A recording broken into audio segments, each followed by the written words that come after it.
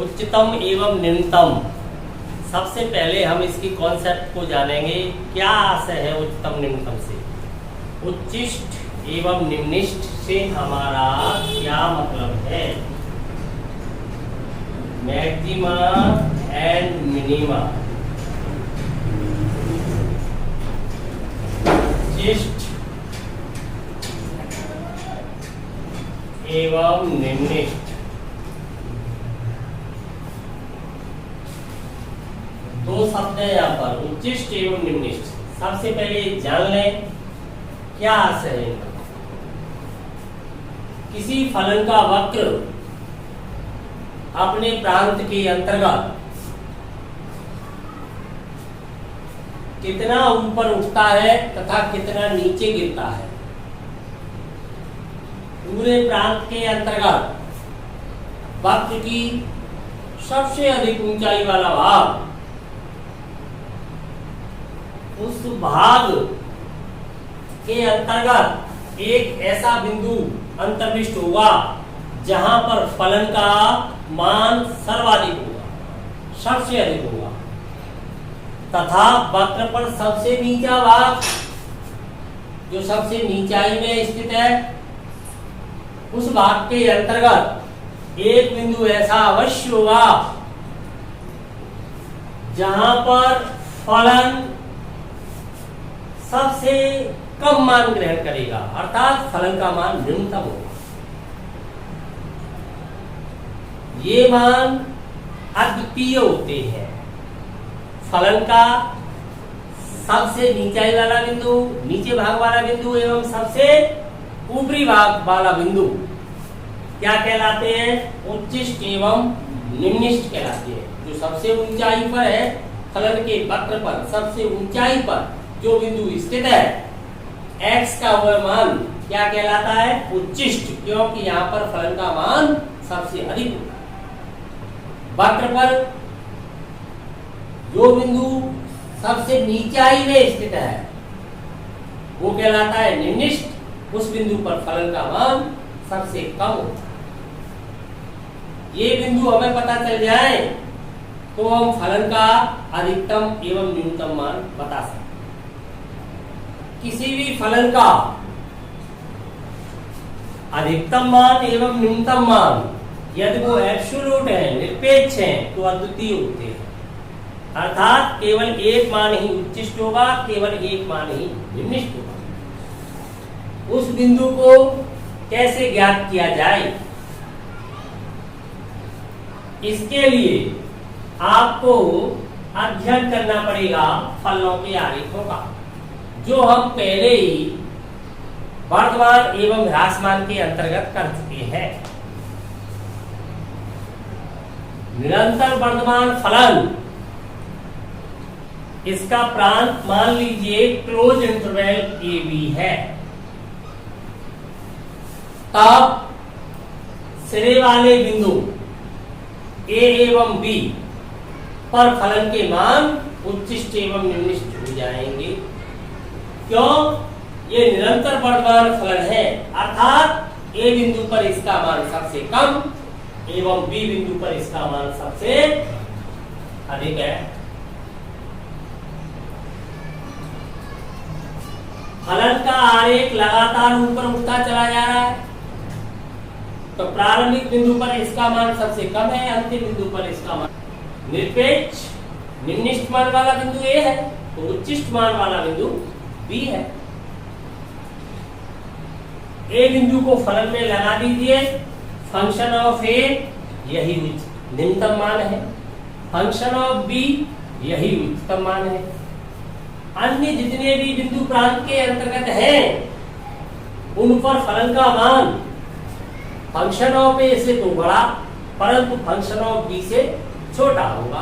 अर्थात ये कहा जा सकता है फंक्शन ऑफ ए से तो बड़ा रहेगा फंक्शन ऑफ एक्स, परंतु फंक्शन ऑफ बी से छोटा रहेगा।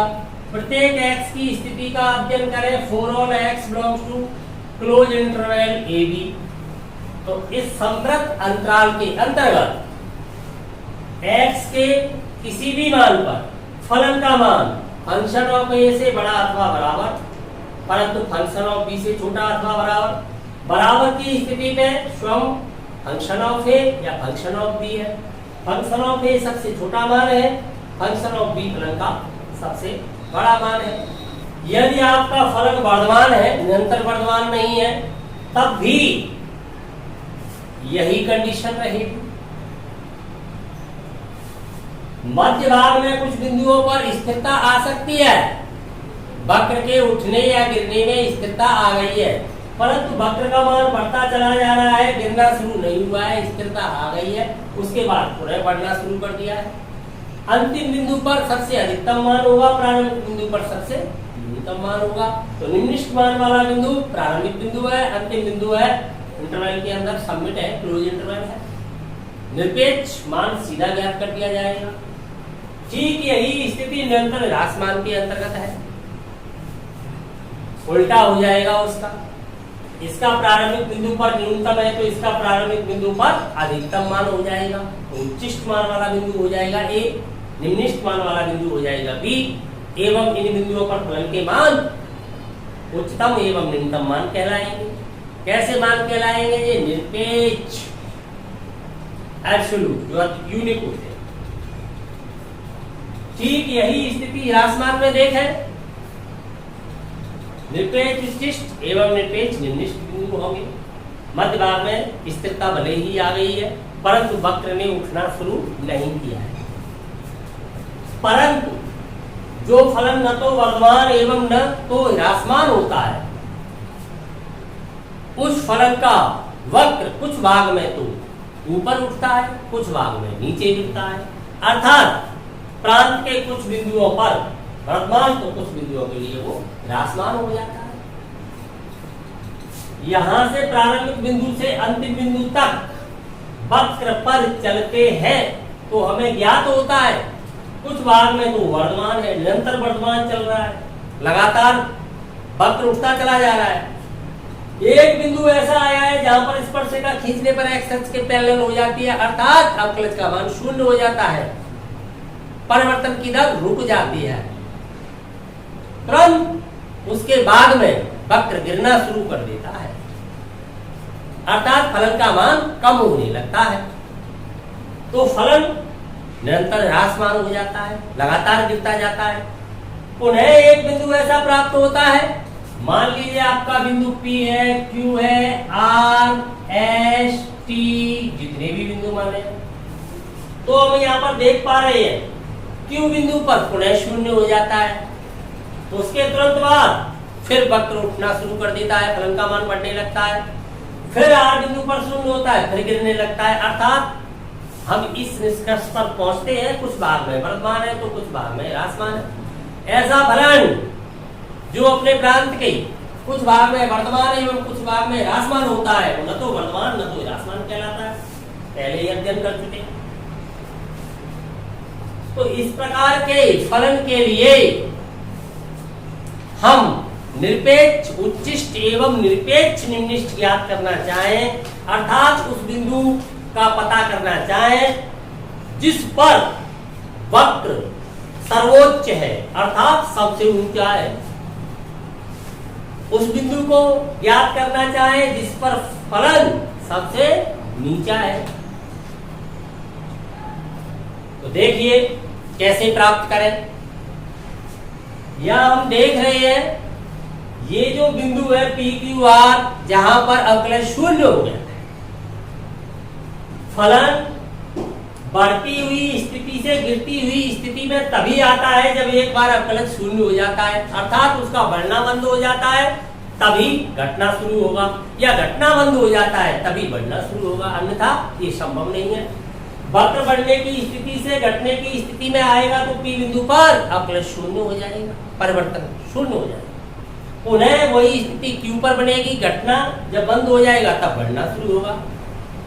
ह्रास मान फलन वर्धमान में चेंज, वर्धमान फलन ह्रासमान में चेंज तभी होता है जब स्थिरता आएगी, अर्थात एक ऐसा बिंदु अवश्य आ जाएगा जहां पर अवकलज शून्य हो जाएगा। उस बिंदु को कहते हैं क्रांतिक बिंदु, क्रिटिकल पॉइंट, चरम बिंदु, एक्सट्रीम पॉइंट। क्रांतिक बिंदु वह बिंदु है जहां पर अवकलज शून्य हो जाता है, परंतु क्रांतिक बिंदुओं के अंतर्गत पॉइंट ऑफ इन्फ्लेक्शन नत परिवर्तन बिंदु भी सम्मिलित रहते हैं, चरम बिंदु भी सम्मिलित रहते हैं। एक्सट्रीम पॉइंट, चरम बिंदुओं को ही हम टर्निंग पॉइंट वर्तन बिंदु कहते हैं।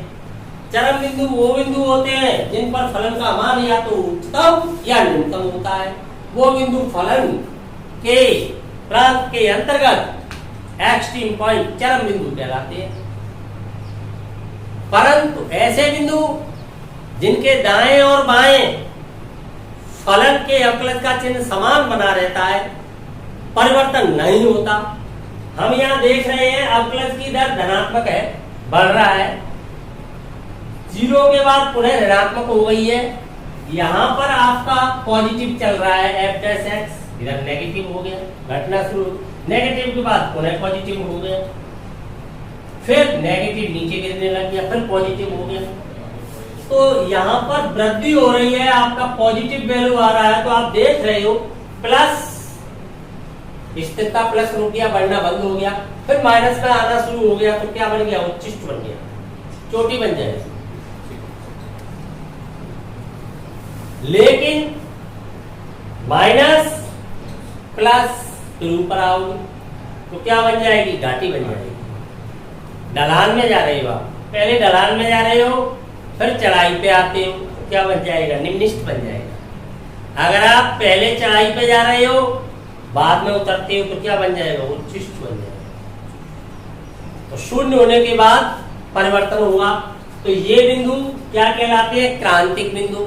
परंतु क्रांतिक बिंदुओं में वह बिंदु भी सम्मिलित है जहां पर अवकलज शून्य तो हो जाता है, परंतु लेफ्ट और राइट में प्लस से माइनस या माइनस से प्लस नहीं होता, अर्थात अवकलज का चिन्ह परिवर्तन नहीं होता। जब अवकलज का चिन्ह परिवर्तन नहीं होता है तो वो बिंदु कहलाते हैं पॉइंट ऑफ इन्फ्लेक्शन नत परिवर्तन बिंदु, अर्थात वह परिवर्तन नहीं हुआ। दोनों ओर प्लस है तो प्लस ही बना रहे, माइनस है तो माइनस ही बना रहे। कैसे, देखिए इस वक्र पर देखिए, यहाँ कोई बिंदु ले लिया जाएगा तो अवकलज शून्य जरूर है, परंतु इसके अति लघु सामीप्य में, अति लघु सामीप्य में, स्मॉल नेबरहुड में हम किसी बिंदु पर अवकलज का चिन्ह देखेंगे तो चिन्ह परिवर्तन नहीं हो रहा है, धन से ऋण में नहीं हो रहा है, ऋण से धन में नहीं हो रहा है, या तो दोनों ओर धनात्मक है या दोनों ओर ऋणात्मक प्राप्त होता है अवकलज का चिन्ह, तो वो बिंदु कहलाता है पॉइंट ऑफ इन्फ्लेक्शन नत परिवर्तन। तो सबसे पहला काम है उन बिंदुओं का पता लगाना, x के उन मानों को ज्ञात करना जिन पर फलन का मान उच्चतम एवं न्यूनतम है। जब वो बिंदु हमें ज्ञात हो जाएंगे तो उन बिंदुओं को फलन में x के स्थान पर लगाकर फलन का मान तो आसानी से ज्ञात कर लिया जाएगा। तो समस्या यह नहीं है कि फलन का मान कैसे ज्ञात करें, यह समस्या तो 11th में ही सॉल्व हो गई थी। फलन का मान किसी बिंदु पर ज्ञात करना है तो x के स्थान पर, चर राशि के स्थान पर वो मान रख करके फलन का मान ज्ञात कर लिया जाता है। समस्या तो यह है कि वो बिंदु कैसे प्राप्त करें। तो इसके लिए हम अवकलज परीक्षण का प्रयोग करते हैं, डेरिवेटिव टेस्ट लगाते हैं, अवकलज के द्वारा उस बिंदु को फाइंड करते हैं। अवकलज फलन का मान ज्ञात करने के लिए नहीं, उस बिंदु का पता करने के लिए आवश्यक है।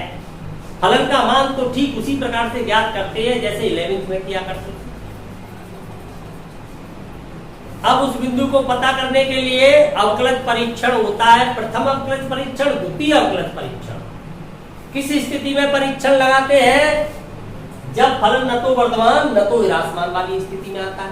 तो उच्चतम एवं न्यूनतम दो भागों में बट गए, एक हो गया है निरपेक्ष, एक हो गया है स्थानीय। निरपेक्ष से क्या आशय है, निरपेक्ष हुए है जिसके सापेक्ष दूसरा न हो, अर्थात यूनिक, सबसे बड़ा केवल एक, सबसे छोटा तो केवल एक, पूरे प्रांत के अंतर्गत। यहां पर भी हम देख रहे हैं निरंतर वर्तमान में सबसे छोटा मान केवल एक ही बिंदु पर है, सबसे बड़ा मान केवल एक ही बिंदु पर है। यहां पर भी हम देख रहे हैं सभी स्थितियों में जहां मोनोटोनिक एक दिश फलन है जो एक ही दिशा में चलते हैं। परंतु इस प्रकार के फलन में निरपेक्ष उच्चतम देखें सबसे बड़ा मान कहां पर है, तो देखिए ये भी उच्चतम मान वाला बिंदु है, लेकिन केवल इस भाग के लिए। इस अंतराल में उच्चतम है, इस अंतराल में ये सबसे नीचे, यहाँ से यहाँ तक अध्ययन में करें, जैसे इसके अलग अलग टुकड़े में यहाँ से यहाँ तक अध्ययन किया तो ये उच्चिष्ट है, ये निम्निष्ट है। ऐसे ही इसका एक इतना भाग है P बिंदु तक। मान लीजिए आपका वक्र A से B तक जा रहा है, A बिंदु से B बिंदु तक जा रहा है, तो आप देखें A से P भाग में A पर निम्नतम है, B पर उच्चतम मान है। पर इस अंतराल के लिए तो P उच्चतम है, परंतु अगले अंतराल में जाएंगे P से Q में, तो इसके लिए भी P उच्चतम है। Q निम्नतम हो जाएगा इसके लिए, A निम्नतम नहीं रहेगा। जब इस अंतराल में जाएंगे तो R उच्चतम हो जाएगा, Q निम्नतम हो जाता है इस अंतराल के लिए। अगले अंतराल में जाते हैं तो S निम्नतम, R उच्चतम हो जाता है। अगले अंतराल में S निम्नतम, T उच्चतम हो जाता है। कई उच्चतम कई निम्नतम प्राप्त हो रहे हैं। तो ये कैसे पता करें कि एट लास्ट एब्सोल्यूट कौन है? इन सब में उच्चतम मान है यहाँ पर कई, लेकिन इन सब में अधिक मान फलन का किस बिंदु पर प्राप्त हो रहा है? सब बिंदुओं में वह बिंदु कौन सा है जिस पर सबसे अधिक मान है? यहां पर भी हम देख रहे हैं निम्निष्ट वाला बिंदु हो गया, जो घाटी में आ रहा है, ये चढ़ाई पे आ रहा है, चढ़ाई पर आ रहा है, वो उच्चिष्ट वाला है। क्यों? इसके लघु सामीप्य में जितने भी बिंदु है उन पर फलन का मान इस बिंदु की अपेक्षा कम होगा। इसके लघु सामीप्य में आएंगे तो मान कम होता चला आएगा, इधर जाएंगे तो इधर भी कम होता चला जाएगा, T पर ही अधिक है। लेकिन इस बिंदु को जैसे मान लो S, कुछ और मान लूं U V जो भी मान लें, तो हम देख रहे हैं कि इस बिंदु पर फलन का मान जो है इसके लघु सामीप्य वाले बिंदुओं पर फलन का मान इससे अधिक होता चला जा रहा है। लेफ्ट में आते हैं तो भी बढ़ता जाता है, राइट में आते हैं तो भी वक्र ऊपर उठता चला जाता है। कहने को तो निम्निष्ट है, पर इस उच्चिष्ट से वैल्यू इसकी ज्यादा है। देखिए उच्चिष्ट से वैल्यू इसकी इतनी ज्यादा बोल रही है। कहने को तो निम्निष्ट है, निम्नतम मान वाला बिंदु है, फलन का निम्नतम मान बता रहा है, पर एक उच्चतम मान से अधिक है उसका मान। तो यह भी निश्चित नहीं किया जा सकता कि एक उच्चिष्ट मान वाला बिंदु निम्निष्ट मान वाले बिंदु से अधिक मान दे सकता है, या निम्निष्ट मान वाला उच्चिष्ट से अधिक दे सकता है। तब ऐसी स्थिति में हम निरपेक्ष वाला बिंदु कैसे फाइंड करते हैं?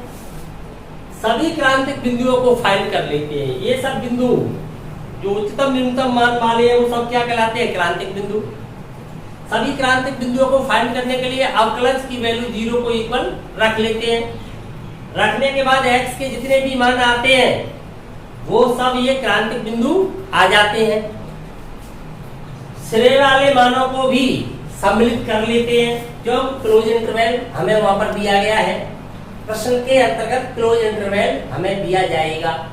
इस अंतराल फलन का एक प्रांत है, प्रांत के अंतर्गत हमें फलन का सबसे अधिक मान एवं सबसे कम मान ज्ञात करना है। वही निरपेक्ष उच्चतम एवं निरपेक्ष निम्नतम मान कहलाता है। तो वो कौन से बिंदुओं पर होता है? उच्चिष्ट और निम्निष्ट मान वाले बिंदुओं पर होता है, या श्रेय वाले बिंदुओं पर होता है। आपने देखा है या तो श्रेय वाले बिंदुओं पर होता है। सब बिंदु जब ज्ञात कर ले तो बारी बारी से फलन का मान सब बिंदुओं पर ज्ञात किया जाएगा। जो मान सबसे अधिक है वही उच्चतम मान है, जो मान सबसे कम है वही निम्नतम मान है। कोई परीक्षण नहीं लगाना है, किसी अवकलज परीक्षण की आवश्यकता नहीं है। यदि आपको निरपेक्ष उच्चतम या निरपेक्ष निम्नतम मान ज्ञात करना है तब किसी भी अवकलज परीक्षण की कोई आवश्यकता नहीं है। सभी बिंदुओं को फाइंड कर लोगे, अवकलज 0 है इन पर, अवकलज करोगे, अवकलज को 0 पे इक्वल रख के x के जितने भी मान आएंगे उनमें 2 श्रेय वाले मान भी मिला लोगे। फिर बारी बारी से फलन में डाल के फलन का मान ज्ञात कर लोगे। जो मान सबसे अधिक आएगा वही निरपेक्ष उच्चतम मान होता है फलन का, जो सबसे कम आएगा वही निरपेक्ष निम्नतम मान। परंतु स्थानीय उच्चतम या स्थानीय निम्नतम ज्ञात करने को कहा गया है, तब आपको क्लोज इंटरवल नहीं मिलेगा। फिर आपको पता लगाना है कि फलन का स्थानीय उच्चतम या स्थानीय निम्नतम मान क्या है? लोकल मिनिमा एवं लोकल मैक्सिमा। एक हो गया एब्सोल्यूट, एब्सोल्यूट तो सब में बड़ा, सब में छोटा। स्थानीय एक विशेष अंतराल में बड़ा, किसी विशेष अंतराल में छोटा, जैसे कि इस भाग में ये उच्चिष्ट ये निम्निष्ट है, जबकि इस भाग में ये निम्निष्ट ये उच्चिष्ट है, जबकि अगले अंतराल में ये उच्चिष्ट ये निम्निष्ट है, जबकि यहाँ पर ये निम्निष्ट है, यहाँ पर ये उच्चिष्ट है, जबकि वैल्यू उच्चिष्ट की निम्निष्ट से कम है। इस बात को इस प्रकार से समझ सकते हैं, जैसे कि ये P बिंदु ये R बिंदु आपका यहाँ तो उच्चिष्ट है, पर इस बिंदु के सापेक्ष निम्निष्ट से भी छोटा मान दे रहा है। तो स्थानीय के लिए हमें परीक्षण की आवश्यकता होती है। तो क्या करते हैं, उन बिंदुओं को कैसे प्राप्त करते हैं, तब हम प्रथम अवकलज परीक्षण अथवा द्वितीय अवकलज परीक्षण का प्रयोग करते हैं। प्रथम अवकलज परीक्षण क्या है, केवल एक बार फलन का अवकलन करें।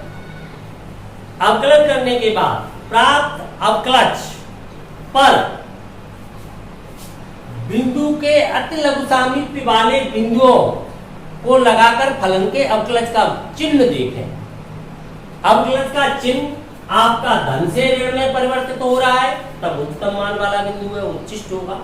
धन से ऋण में, अगर आपका लेफ्ट से राइट जाने में, इस बिंदु के लेफ्ट से राइट जाने में, जैसे आपका बिंदु है x बराबर 2, तब इसके अति लघु सामीप्य में अर्थात 2 minus h 2 plus h h tends to 0 आपका बिंदु है 2, तब h टेंस टू 0 कर दोगे तो ये राइट से 2 के पास आ जाएगा, ये लेफ्ट से 2 के पास चला जाएगा।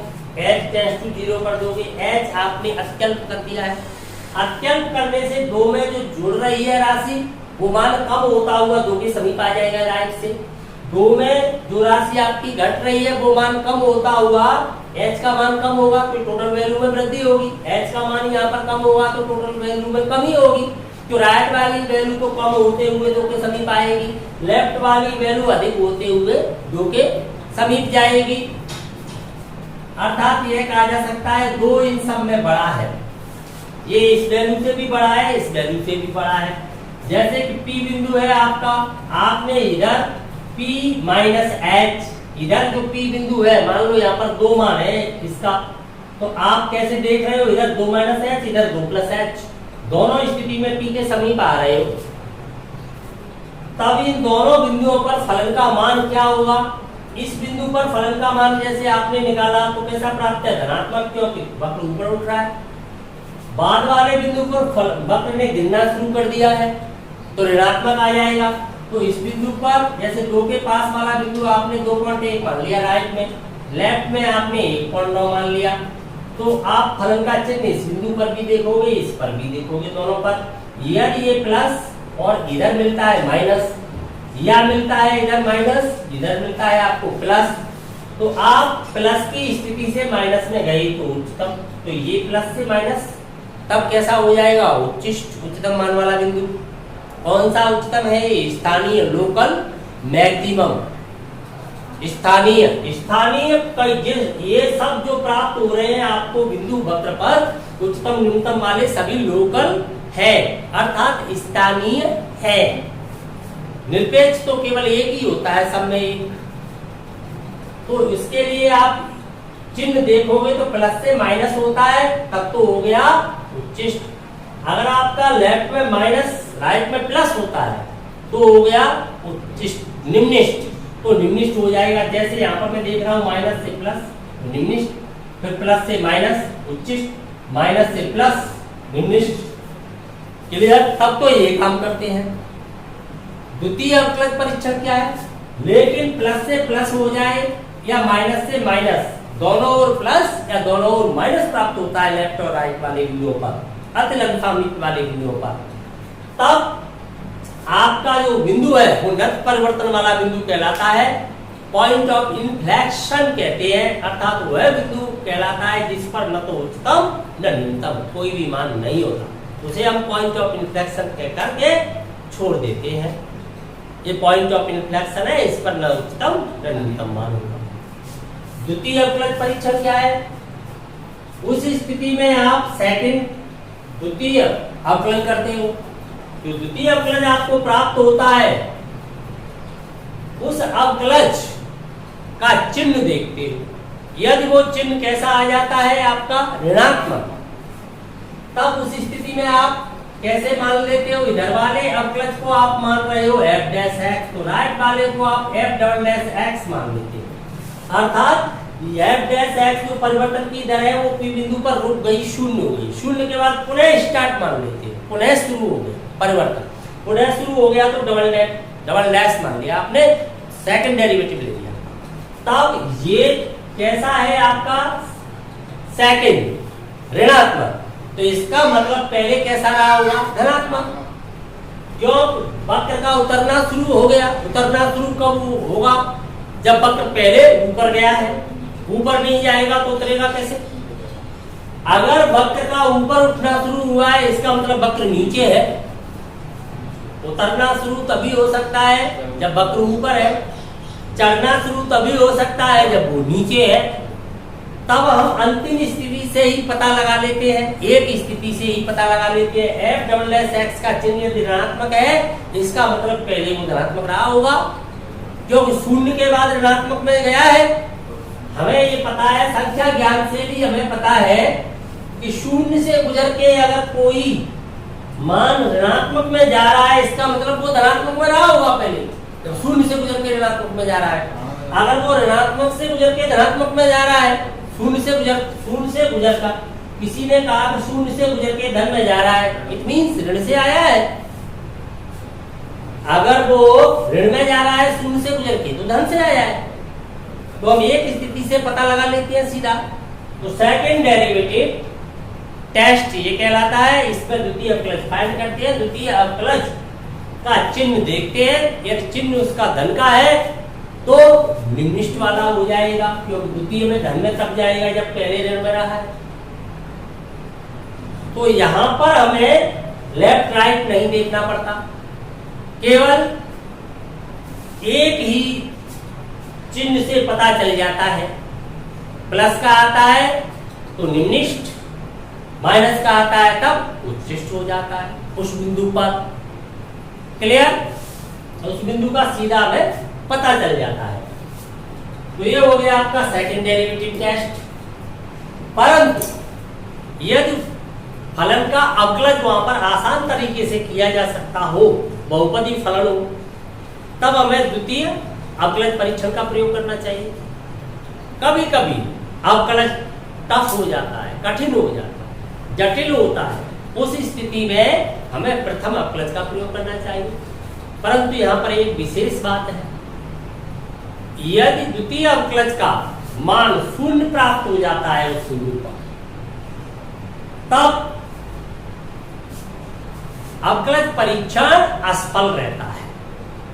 यदि सेकेंड डेरिवेटिव की वैल्यू 0 आ जाती है तब परीक्षण असफल हो जाता है, फेल हो जाता है। उस स्थिति में हमें पुनः वापस फर्स्ट डेरिवेटिव टेस्ट का ही प्रयोग करना पड़ता है, तब वो असफल हो जाता है। क्लियर, दोनों बात समझ में आ गई। तो यहाँ पर परीक्षण कौन सी स्थिति में लगाते हैं, स्थानीय उच्चतम या स्थानीय निम्नतम की स्थिति में लगाते हैं। एब्सोल्यूट के लिए कोई परीक्षण की आवश्यकता नहीं है।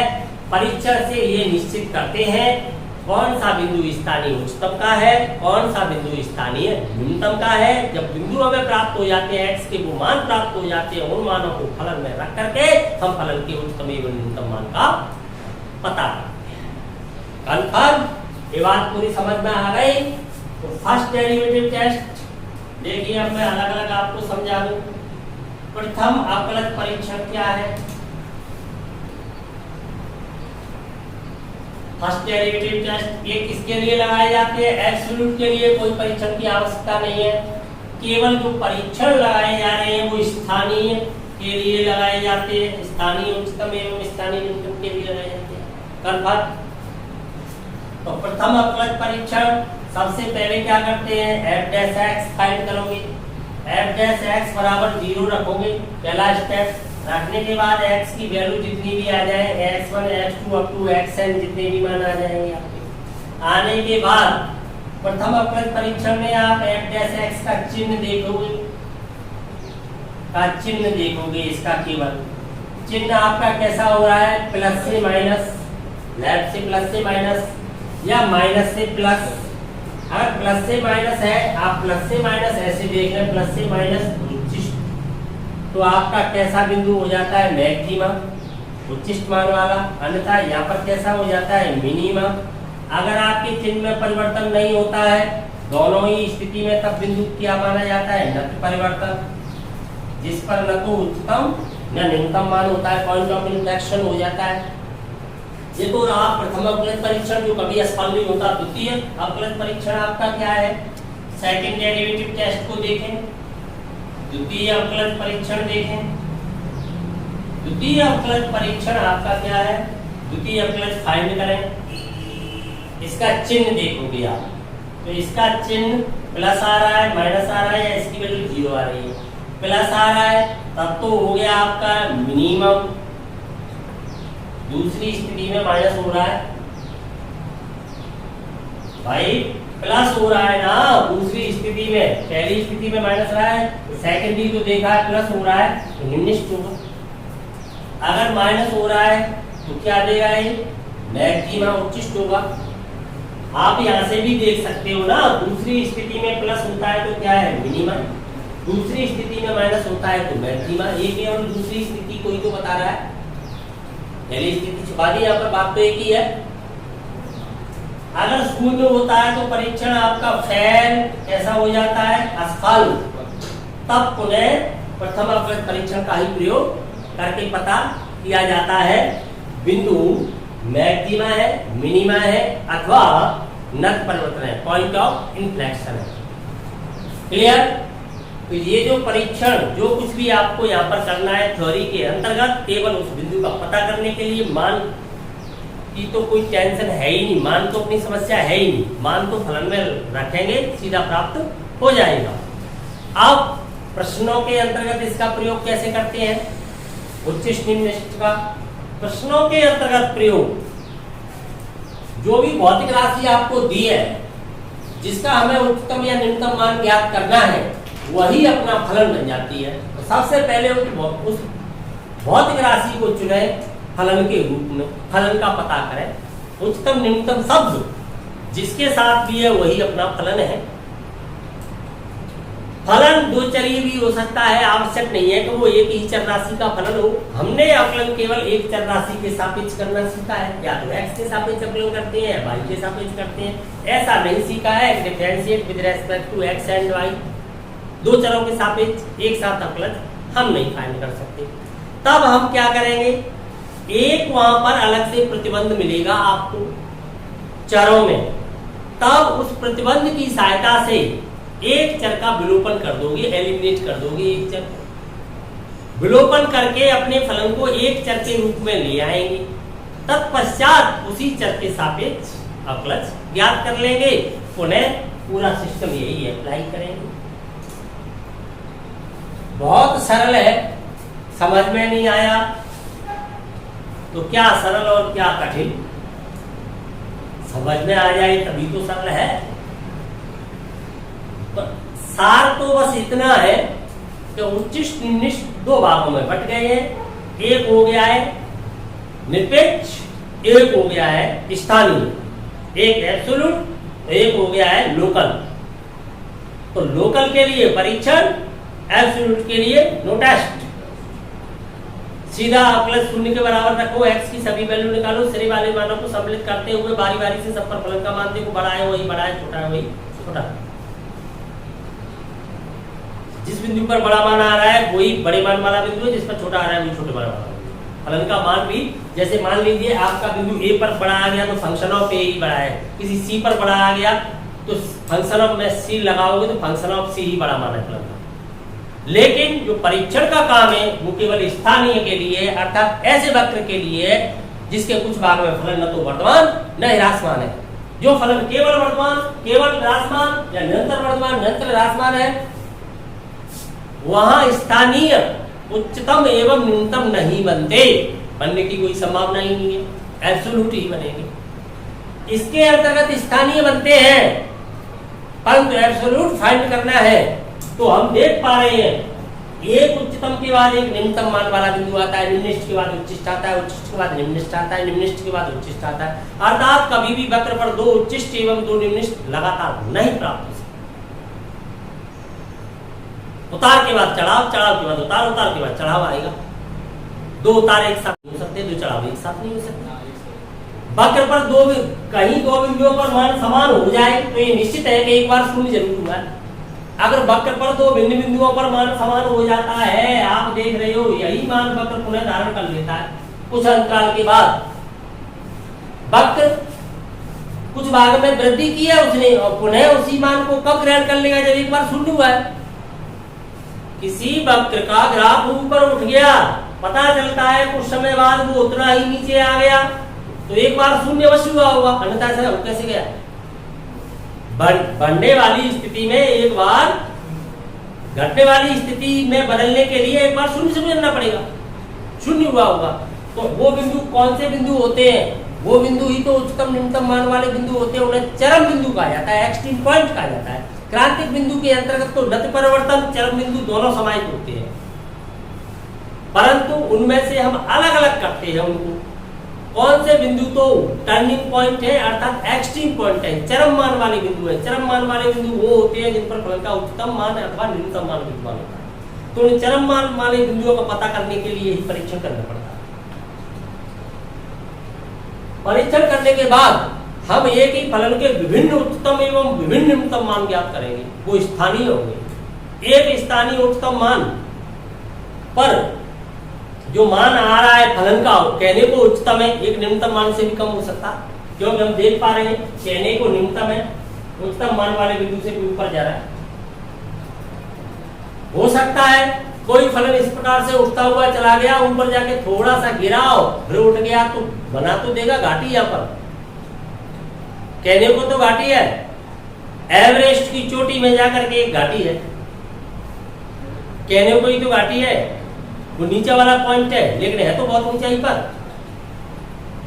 समझिए बात, एक छोटी सी ऊंचाई है, छोटी सी चोटी है, कहने को तो चोटी है, वो ऊंचाई पर है, और वहां पर वो नीचाई है, लेकिन उसकी वैल्यू तो ज्यादा है। जैसे हम समझ रहे हैं कहने को तो इस एक्स अक्ष के सापेक्ष ऊंचाई पर है इस भाग में। अगर इस प्रकार से इसको एक पर्वत श्रृंखला माने तो ये बिंदु इस पर्वत श्रृंखला में इस वक्त यहाँ से यहाँ तक सबसे ऊंचाई पर है, और ये बिंदु इस पर्वत श्रृंखला में सबसे नीचाई पर है। परंतु नीचाई पर बिंदु है और एक बिंदु ऊंचाई पर है, और ऊंचाई वाले बिंदु की वैल्यू देखो नीचाई वाले बिंदु से भी कम है। फलन का वक्र कहाँ ज्यादा उठ रहा है, निम्निष्ट वाले बिंदु पर। तो स्थानीय में कुछ नहीं कहा जा सकता, इतना जरूर कहा जा सकता है कि अल्टरनेटिवली आती है, एकांत क्रम में आती है, लगातार नहीं आ सकती। Clear? Absolute no test, local test, बस दो ही बातें हैं पूरी एक्सरसाइज के अंदर। इन दो बातों को समझ गया, बाकी सबको भूल गया, याद रखना ही नहीं है। टेस्ट कब होना है, टेस्ट कब नहीं होना है। Local test, absolute no test, बस एफ डैश एक्स इक्वल 0 रख के तो निकालेंगे। उसके बाद दो बातें, प्रश्न हल करने में दो बात, फलन का पता कीजिए, दो चरी है तो दिए गए प्रतिबंध से उसका एक चर का अवलोकन कर दीजिए, बाकी सब क्लियर।